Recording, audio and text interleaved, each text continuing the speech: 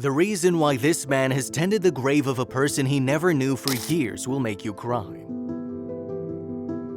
This is the story of the grave of a mysterious Australian aviator that has been adopted and cared for over a quarter of a century by a Staffordshire gardener named Wayne Hartshorn. The gardener had been selflessly tending the last grave of a World War II Australian airman for 25 years. No one knew why he was doing it, and he had no good reason for doing it. However, his courtesy achieved far more than anyone expected. Wayne Hartshorn was a 53-year-old gardener who'd spent more than half his life tending the gardens and grounds of the picturesque and welcoming English town of Staffordshire. In his family, nature was always very present. His father and grandfather were also gardeners and tended the gardens of some of the area's leading families. His mother had a small flower shop, and although their house was small, they also had a small back garden full of plants of all sizes and colors. Wayne grew up surrounded by the scent of roses and in love with the glowing green leaves of the magnolia tree his mother planted when he was only 1 year old. Everything in his life began and ended among the flowers. Wayne's family was discreet and very humble. They didn't like to show off and led a very quiet life, oblivious to scandals and gossip.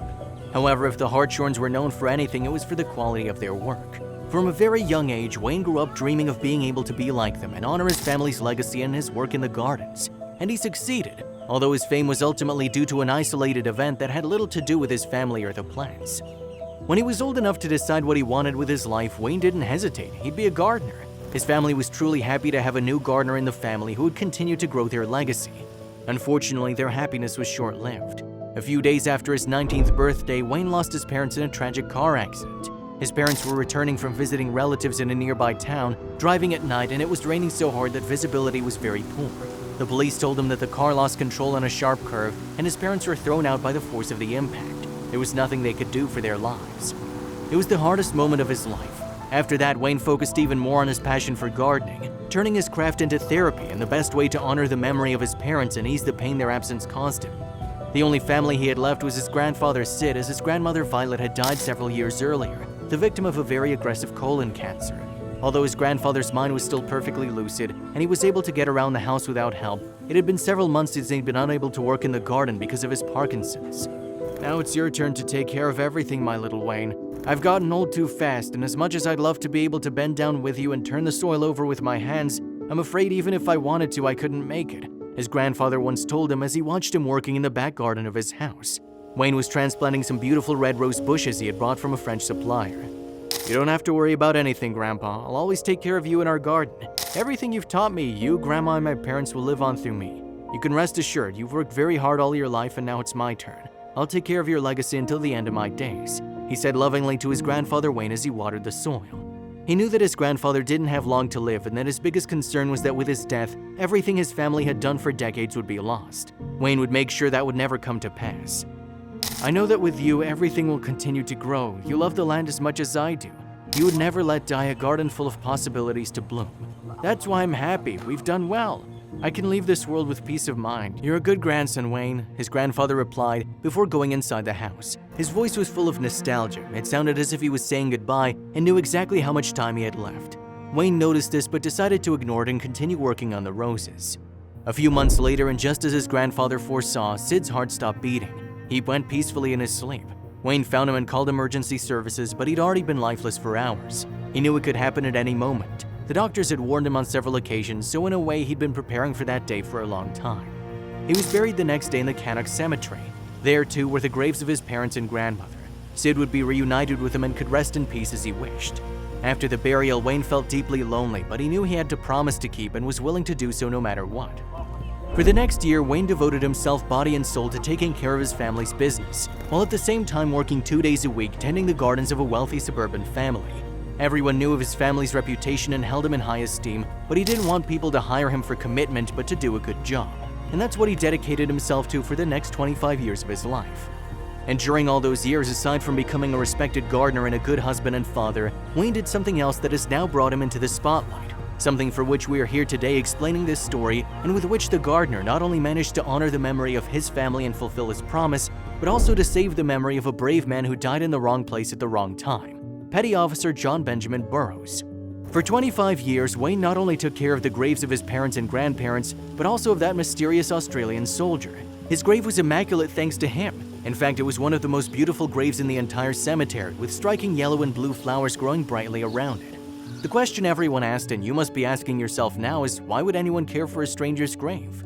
The answer is complex, but after a neighbor who regularly went to that cemetery recorded him and shared his story on networks, Wayne, at almost 54 years old, decided that the time had come to explain himself and clear up all doubts.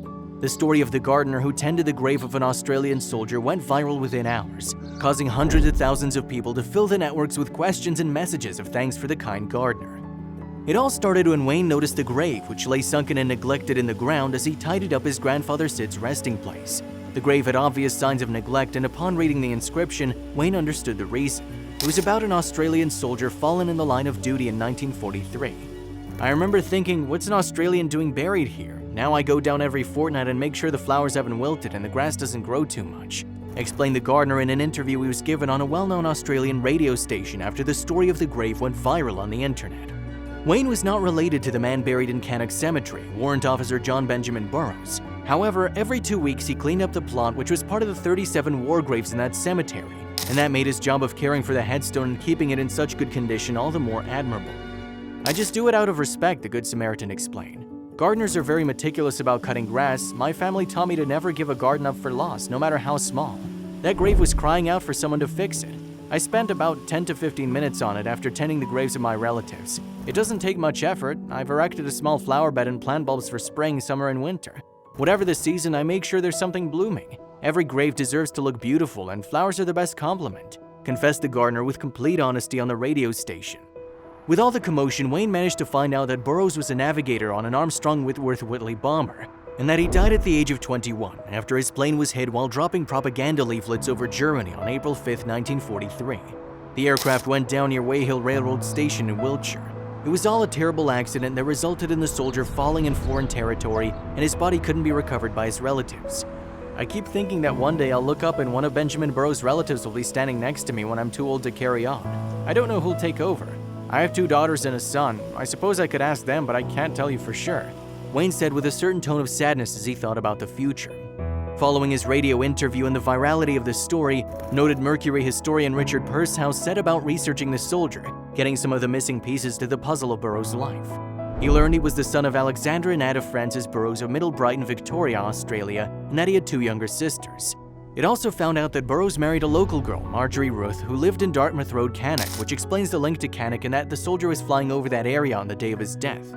However, after Benjamin's death, Marjorie remarried and moved to New Jersey, USA, where she died in 2007. The Australian was part of 297 Squadron RAF based at Netheravon Airfield, Salisbury. The Whitworth-Whitley bombers, nicknamed by the soldiers themselves as the Flying Coffins, were no longer in use as combat aircraft when Burroughs embarked on his last flight, which explains why it was only an innocent dropping of leaflets that ended in tragedy. To date, no family member of the Commonwealth servicemen has yet contacted Wayne, but the story managed to create quite a stir in Australia. Details about what really happened with the soldier's death remain sketchy, but Burroughs' role in the war has not been forgotten, and that's thanks to the generous work of gardener Wayne, who not only fulfilled his promise to care for the family legacy and become a respectable gardener, but also to keep alive the memory of a young man who died to protect his country when his life was just beginning. Something as simple as cleaning a tombstone and making sure it always has flowers on it has managed to bring back someone who died an unjust death and who did not get the recognition or the farewell he deserved. Did you like this touching and surprising story? If so, we invite you to leave us a comment expressing your opinion. If you want to continue enjoying inspiring stories like this one, subscribe to our channel or check out the other videos shown at the bottom of the screen. Thank you for your cooperation.